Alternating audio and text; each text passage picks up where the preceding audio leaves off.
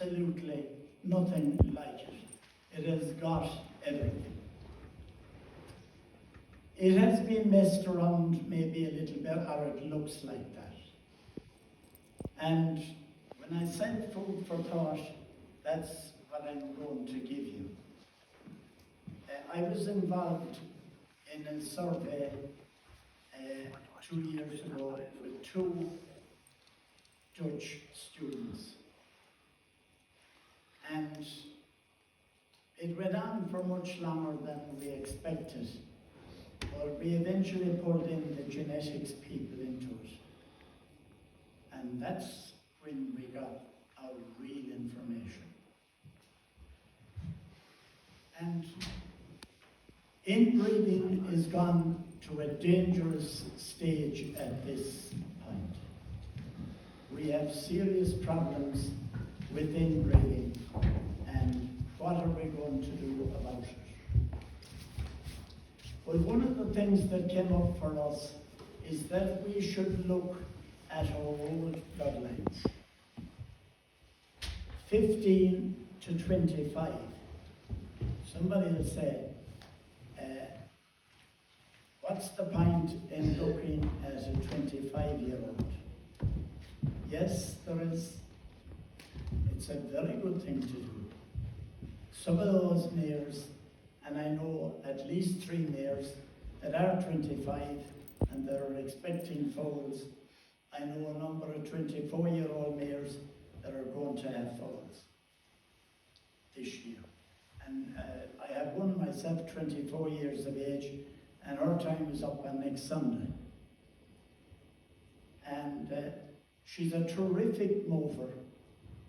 Was bred here in Clifden, and I think it was the late Joe Gorham that bred her. She's by Kingstown Boy, and looking at the dam side, Joe Gorham owns some of those mares that's involved in her back breeding.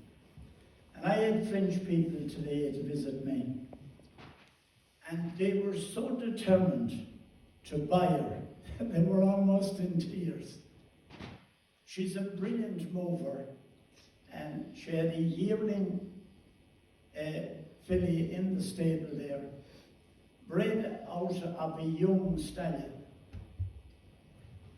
And it brought back to me what our survey was doing, that we should look at those old bloodlines and use some of the young stallions, the suitable stallion that's suitable to cover the bloodlines that this mare has, or these mares.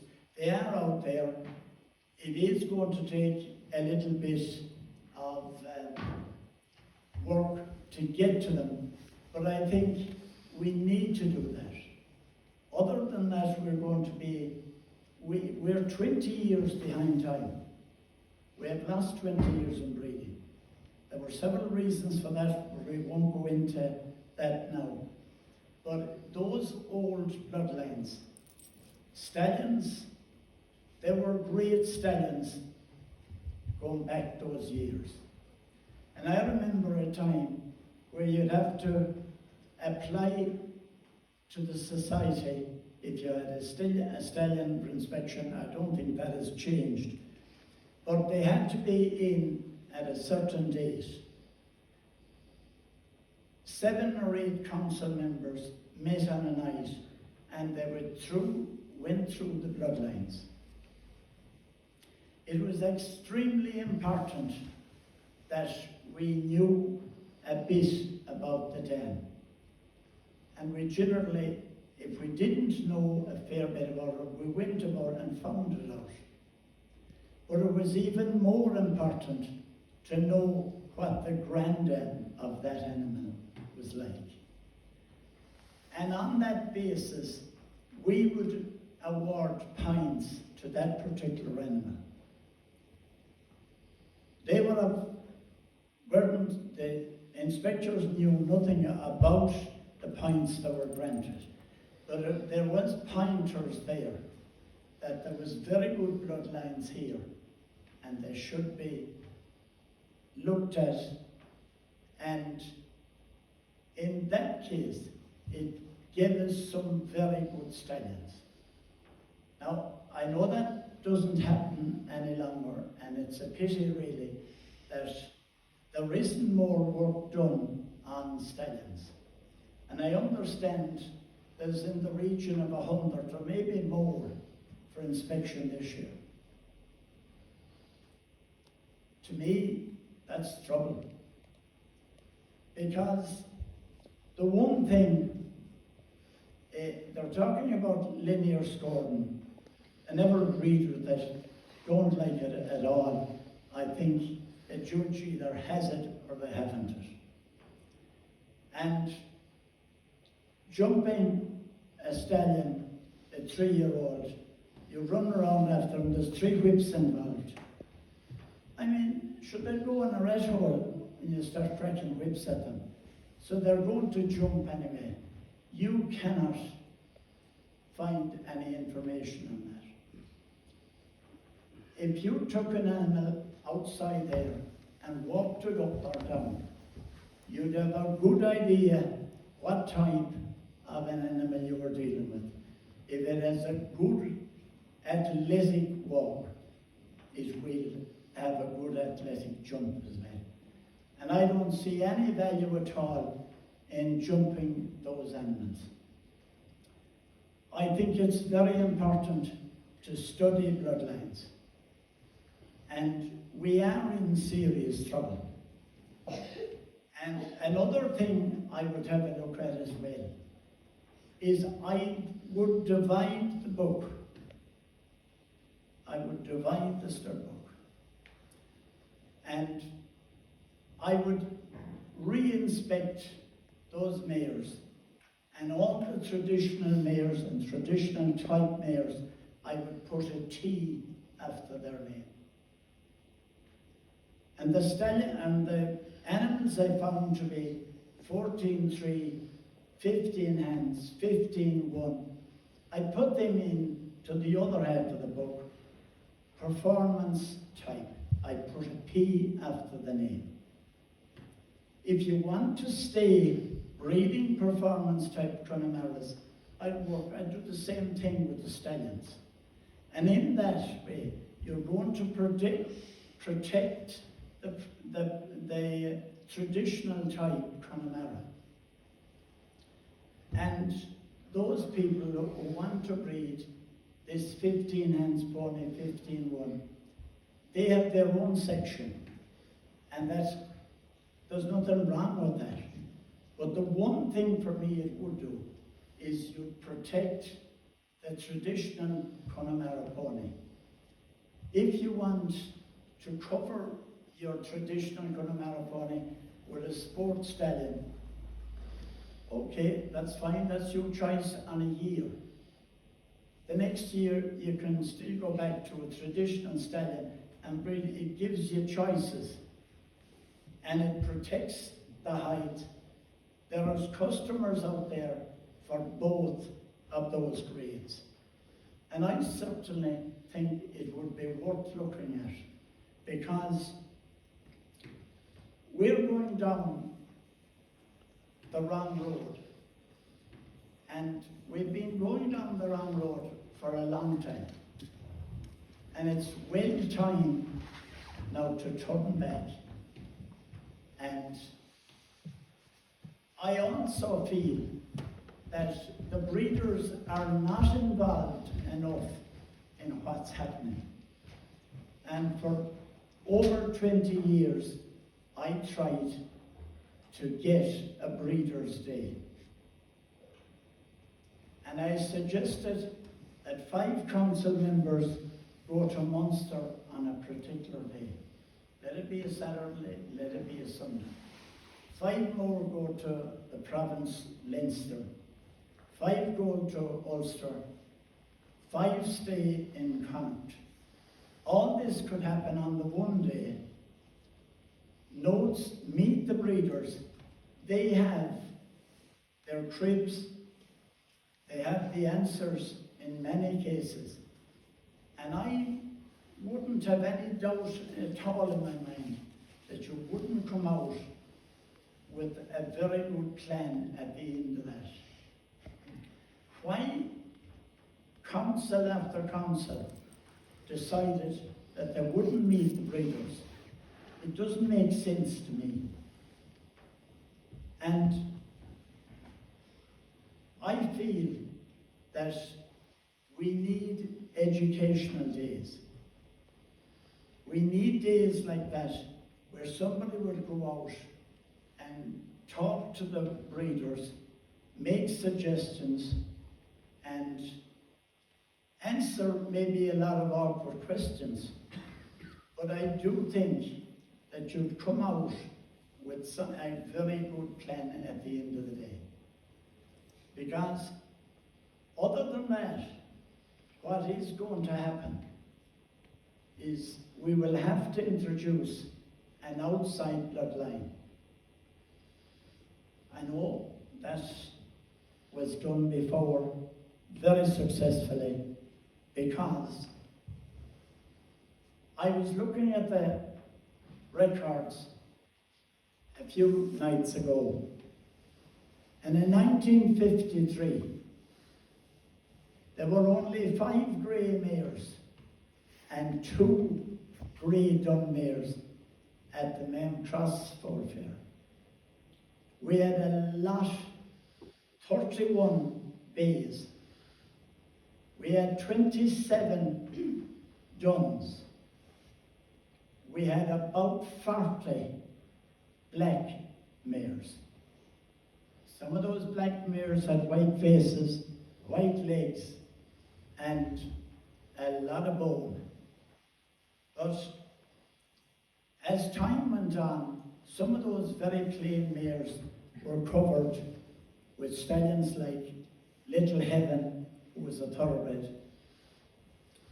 And followed down the line, we still have traces of that. The very good performance pony today. You will find Cernadon or Cernababby in that. You won't have to be chasing them around an arena with a whip. Those, you'll know on their walk. And the person that's not able to figure out what is going to make a decent performance pony, if they're not able to figure that out by watching the pony walk, they should go back to school. Because you don't find it out chasing around a sand arena with whips cracking everywhere. You don't find a jumping pony like that. That is not the way to do it. And I feel we need to look at the whole thing. And one of the things, I launched it at Westport Show last year, and I'm still working on it. I do have 157 letters of support. I'm disappointed in that. I should get more, but we are working on it, and we will continue to work on it. And that is to get an equine minister in the next government. I had a number of meetings with the equine minister in Germany, a man who knew absolutely everything about ponies and horses. Now, he was on the German team, I think 13 years ago. But that guy told me that we should be getting special grants to protect our traditional pony. And I believe that it's out there if we present the right case to the government. But if we had an equine minister, we would get more money than we're getting at the moment. There are far too many things under the umbrella of the Department of Agriculture. We breed the best horses and the best ponies in the world. And I am so disappointed that we don't have an equine minister. An equine minister would change the whole scene. There'd be a different approach to everything. He would be our God that we could approach, and we either beg him or threaten him, but we would get results there if we had an equine minister. And hopefully in the next few weeks or few months, where there are gatherings of horses and ponies, there will be people there looking for signatures. And if we can get it up to 1,000 signatures, we'll have a very strong case made for an equine minister. An equine minister, he'll have a full-time job. He has to deal with racing, eventing, jumping, dressage, you name it. There's loads of work for him there. In fact, he might say to you, there's far too much work for me. But if you look at it, how is the department, the Minister for Agriculture, and how is that department working? What they're doing, they're providing us with a certain amount of money. And they'll ask at some stage of the year, how is it spent? And we know that paper doesn't refuse ink. And they get a report, and they accept that. They said, that's fine, that covers what we wanted to know. But if we had an equine minister, there would have to be a lot more proof there. We'd be responsible for our own actions. And we would be responsible for getting a greater allocation of money in the next year or two. So I would say to you tonight, if the opportunity comes to you, please sign it, and that can be presented to the leader of the country. Look, and now that we have elections coming up, it's a good time to work on that. And I'm hoping that I will see, and I wouldn't have a lot of time left, I'd say, but whatever is left, I would hope that we would have an equine minister in my time. And I would like to get your view on it. And either tell me, press on, or for God's sake, go home and get your rosary beads and start praying for this. So, I'd like to hear from you. Do you think that we are entitled to an equine minister? I definitely think we should have an equine minister. I do think there's one provision in it. We have to be very careful of the thoroughbred industry. It's a massive industry and it will take all of these are hard times. So I would think that we'd have to work with the thoroughbred industry to get it, but then divide it into two sections. Yeah, well, we would, because all equines would come under that umbrella. Yeah. And there is more than enough work. Yeah. But we would be able to make a better case going to the right door rather than going next door. Yeah. You know, I think it's there to be worked on, and I feel that Have you approached the thoroughbred industry in any way? we haven't got to them yet, but the draft people, All right. which desperately need help like ourselves, but we will get around to all those people. Now, the thoroughbred people are dealing with a lot of problems of their own at the moment. And one of the latest ones is that because of inbreeding, mayors are beginning to abort foals. And they have, so that's why inbreeding is seriously dangerous. And there's a huge amount of work that we can do ourselves. The most important thing would be to work together as a unit. If you work together, you have great power. And an army wins its battles by soldiering together. We need to do that. We need to soldier together. We need to look after our Canavan pony. That's number one for us. But we want to bring the other people as well, because as a group, we would be quite strong. There's big numbers there, and I feel that it's what we need to save our Canavan pony. There are things that you will have to look at, and there will have to be changes. There definitely will have to be changes. Some of the stallions, I had stallions for 56 years, and I always felt that one of the big mistakes the society made was when they got rid of stallion custodians.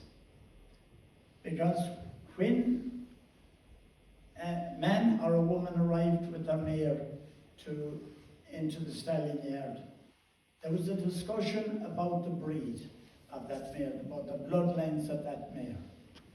And I have seen people that I said, I'm sorry, your bloodlines are too close to my stallions, and I'm not going to cover for you.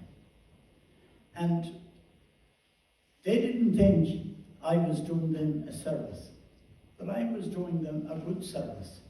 And I know that was happening in many places. But now, what they do is, if you push a bullock into a stallion class, and he was given a red rosette, you'd find people that would say to you, I wonder, could I get my mare covered with that fella? That's the way. Chasing red rosettes is the biggest mistake you'll ever make. Because that red rosette, how did he get it? Is the first thing I'd say. The other one was that lad that's leading that animal, where was he judging last? Now, it's extremely important that when you're judging, that you have no friends. You owe nothing to the mare owner, the handler, the stallion owner, but you do owe it to the animal in front of you. And if you decide that you don't know anybody in the ring, it's the best decision you can make. You're in there to make a decision on the animal. And one of the hardest things you'll ever find is if you get a bad class, you have to create a situation that will suit that day to try and get a 1, 2, 3. And it's so important. If you're judging 14 or 15 classes, you don't want to make a fool of yourself when the championship comes up in the evening. And if you've been out to the goat during the day, it's going to hit you very hard in the face about 5 o'clock or 5:30 in the evening. It's extremely important you go in there and you make up your mind, that's the animal I'd like to have in the box going home. You mightn't be always right. That can happen too, because you might like it. 3 or 4 more people mightn't like it. But at the same time, if you were happy that you made the right decision on the day, that's fine. There's no problem with that. And I'm 48 years judging. I have 481 judges' badges for it.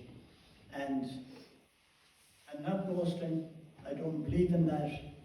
It doesn't make sense to be done. But even if you started off and you never knew anything about a pony, you could be a sheep judge. At that amount of shows, you'll have learned a lot. And I never had any problem with the crow judge. But I don't mind judging on my own. I have done horses and I've done ponies. I don't mind judging on my own. I find judging on my own quite fast. You get through the day much quicker. And the one thing I don't like about judging is the break for lunch in the middle of the day. That to me, that should be ruled out. Because the only thing you need in the ring in your judging is water. Don't get dehydrated, because if you do, you'll be all over the place. You'll get bad decisions then. But I'm thrilled about one thing. The improvement that have come at council level for the breeders. They changed all the system in Weatherbase, and with it came a multitude of minor problems. And, I think they're nearly all sorted out now. There's passports coming out. I got a passport last week, 6 weeks from the time I sent away I got a passport back. That used to happen a few years ago with the horse board, and that changed. But I think it was the system changed, and it just didn't fall into all the right tracks. But it seems to be solving itself now. So hopefully, I thank the council for what they did and how they moved on it. And I hope that they will have a good year, a peaceful year. You can work, do marvelous things if it's peace all around you. There is no problem then. But if you have problems, that sets you back weeks, months, and it's very bad for relations. And I think that the breeder and the council, they should work together. There's a lot of things they have to look at. I certainly would look at the old mayors of old bloodlands. There's a lot of old bloodlands. There's Murphy Rebel, there's Abbelig's Soul, Abbelig's Fionn. I believe that there's even Thunderbolt blood around. There's little. Any of those bloodlines, we should be going after those mayors, talking to the owners, and trying to convince them to cover them with one of the stallions, the young stallions, that suits that particular bloodlines. Now we are going to, if we can do that, we can delay this thing of a collapse. And we don't want to collapse in the bloodlines, because if that happens, the whole thing, the market's gone out the window. It's totally unmanageable when it comes to that. So I do know that 20 years ago, when it was suggested that there were 3 Moors Clovers mares, there were lovely 14-1 mares, and I was one of the people that went to look at them. And the plan was that we were going to rent those 3 mares. In fact, I think they were going to be given to us for a year, and we'd cover them with a Connemara stallion. The cold foals and the filly foals were to be kept, and to go back with them when their time came, a 3-year-old, to cover them, to go back to a Connemara stallion again. And that progeny again was to be covered with another Connemara stallion. That was, and after that, they'd go into the book, straight into the book as full Connemaras on the 3rd cross. Now, that didn't happen, and unfortunately, it just dwindled away, and we're now in a very bad situation, I think. And something needs to be done with it, And I would like to see the breeders' days. I think there's a lot of breeders out there. Some of them are brilliant, and some of them haven't a clue. The people that haven't a clue were the people that like to help, because the damage is going on, and if we wait too long for that, we're going to find that we'll have to go for total outside bloodlines. You just have to go outside. So you're looking at thoroughbred or KWP and one of those. Now there are some lovely pony stallions in the country, and if that has to be done, it has to be extremely careful. You have to be extremely careful with it. And in that way, we should be able to get money from hopefully any Prime Minister. But there is money in Europe for situations like that. And I have been in Brussels a couple of times and talked to people, not officially. We talked about those things. And I got the story that, yeah, come with a good case and you will get money. So there are things out there.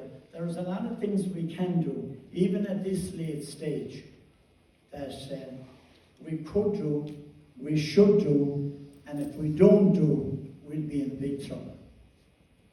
So, if there's any questions, if you think I can help you, I'll try. I have always tried to help out people. I believe in help.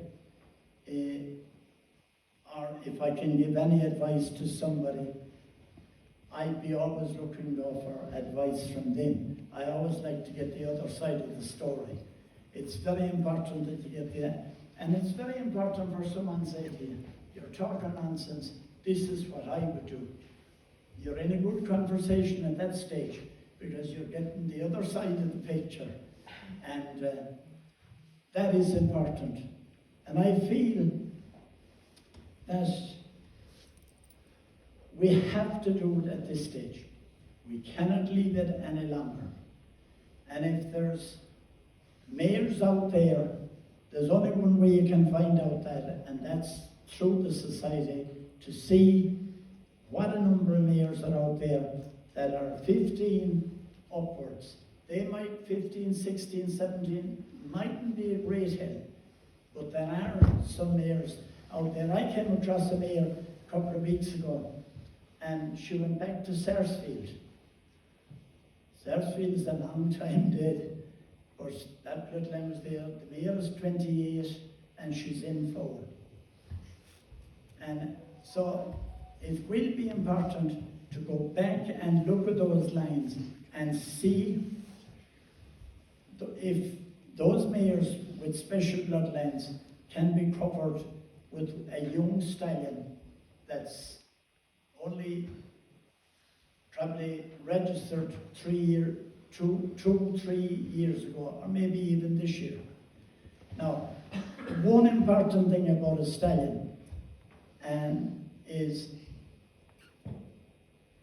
I wouldn't go looking at stallions to cover my mare without going out and looking at the mare and be extremely critical of the mare. Just grant no favours to the mare. Pick out any weak spots she may have. Then you go looking for a stallion that's strong where she is weak. And for me, a stallion has got to have good knees. A good knee. If you have a stallion and he has good knees, I wouldn't worry what's below it. There's enough below it. I have never seen a pony or a horse that the leg broke because there wasn't enough of it there. It's extremely important to select a stallion to suit your mare, rather than the mare having a foal and you go crazy. You don't like him, you don't like the head, you don't like the labels, you know, and you start blaming the stallion. Stallion may not be wrong at all. It could have been your mare that was wrong. And a mare with a small knee and a long cannon, I wouldn't breed her. I just wouldn't breed her. There is a place for her. Put a saddle on her back and get as much as you can. She won't be perfect, but she'll do a job there. But if you're breeding your mare, she's the wrong mare. She doesn't have, I like a good head, good rein, nice slope in the shoulder, a good back end. And a powerful back end is very important in a horse or a pony. That's where the engine is. They're a bit like the Volkswagen car. The engine is in, if you don't have an engine behind you, you're not going anywhere. And I think there's a lot of mares being covered that I would rather have a saddle and not breed them at all. And the one thing that should be sought is those mares with good old bloodlines. They're the mares I would give some type of subsidy to help people, encourage them to breed them on and breed them to the right type of stallions. You are going to have a decent pony in that way. So there are some of the things I would do, and I feel that we're at a critical stage now, and we need to make the right decision. 30 years ago, you could make the wrong decision, and you had lots of time to change it. But we're running out of that kind of time now. So we need to pull up the socks, get the house in order, because we have the best pony in the world, and we want to keep it that way.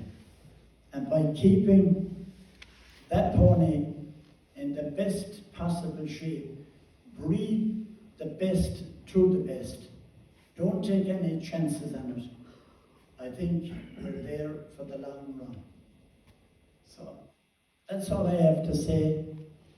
It's my food for thought, and I find that some people are beginning to worry about the situation.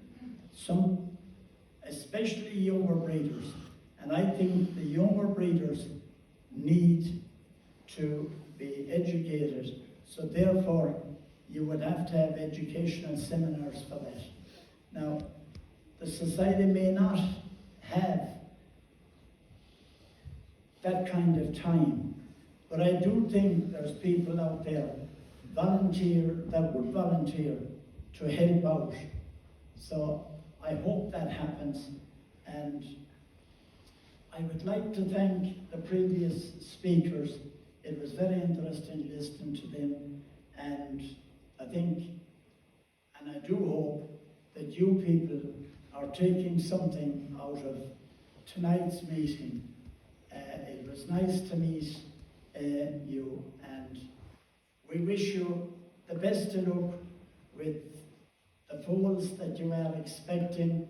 And the one thing I would say about that, there is problems with foals getting caught in the bag. So if you wait 11 months for a foal, don't mind losing a night or two and losing the foal. Because with the type of winter we have, people have started to feed. Some people started a few weeks ago. Some people have been starting since they started last November. But it can go wrong that the bag that the foal is in is too strong, and the foal, if he doesn't get out of there in 3 to 4 minutes, you have a dead foal. So I would say to you, be extremely careful with that. There are problems already, and the foaling season has just started. So it would be important to keep an eye on that. And don't worry about a night or two sleep, because you have waited 11 months for the foal, and I would hope that it would arrive safely and that you wouldn't be regretting that you went to bed.